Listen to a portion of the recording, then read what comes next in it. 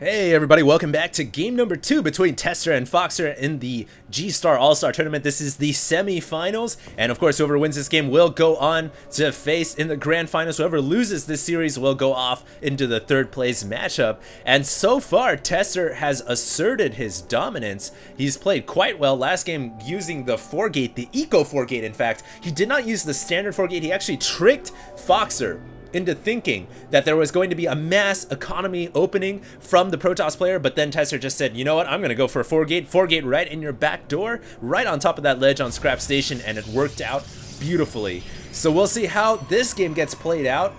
Once again, this is the blue Protoss player, Tester. I actually called Tester Foxer probably like way too many times. So my apologies there, guys. I getting a little too excited with this cast as we're nearing the grand finals. But we'll see how this game plays out. I think that Tester has the advantage going into this. Of course, he is 1-0 right now. And Foxer will have to think up of something. Now, this is not Scrap Station. This is Metalopolis, which is a pretty standard map for Terran versus Protoss. I think because it is such a wide open economic style map, I don't expect to see any kind of early shenanigans. Although, you always have to consider that this is Foxer, and Foxer is capable of doing almost anything and everything, and we see him play so aggressively versus Protoss, and he always loves to go for these early mass barracks builds and pulling off all those SCVs against Zerg. So we'll see what he can do against Protoss. Last game he didn't really go for any kind of early aggression, so I'm very interested to see. Oh, it looks like we have a barracks coming up here, and it is going to not be a proxy barracks. This is actually a distance barracks. So as you guys can see by the rally point, I think Foxer actually is hoping that Tester has spawned over here, but he is going to be disappointed to find that he has not even scouted where the opponent is. I'm very surprised that Foxer decided to throw the barracks here. I would have assumed that if you don't scout your opponent, the best place really is to throw the barracks somewhere around here or somewhere right here.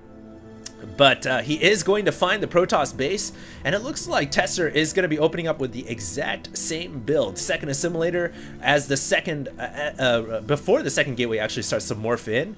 So we'll see what happens. Now, it looks like the probe, oh wow, the probe scouts off the barracks, and so now Tester knows exactly what's going on. The hand has been tipped, and now Tester knows exactly what to do. He needs to throw up a second and a third gateway, and maybe even just get some sentries out. Sentries would be very good at defending against the two barracks push. You can just throw one force field at this very narrow ramp, and you prevent any forces from running up. In fact, you can even cut off the Terran army, and then kill off the first half, and then deal with the second half later.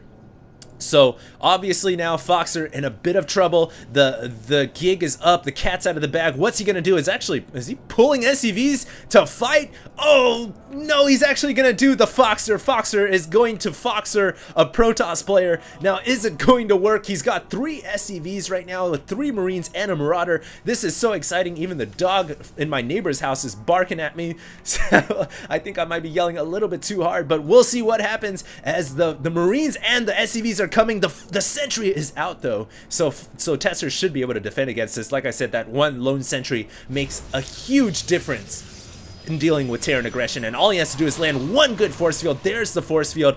Does he have another sentry coming out? Yes, he does. But uh-oh. Is Tester's sentry going to come out in time for him to erect another force field? It is actually not going to come out in time. The force field dissipates, and now the Marines, one Marauder, and the SCVs can barrel up the ramp. One sentry gets taken out. This second sentry comes out, but it only gets a force field off, but not at a critical location. And now Foxer gets a bunker right inside the heart of the Protoss base. Tester knows that if he can get this warp gate technology out, which he does have, he can warp in units, and he may be able to fend this off, but he will have to pull probes off the line to defend against this. And here comes 5 or 6 probes. He may actually lose the game right here, right now. And really, that's just because he did not get enough sentries out. The bunker erects upwards. The 2 barracks push somehow works, even though Tester scouted it out. I am so surprised that Tester allowed this to happen. But he is going to lose this game now. He's just lost almost all of his economy. GG calls Tester, the last stalker falls.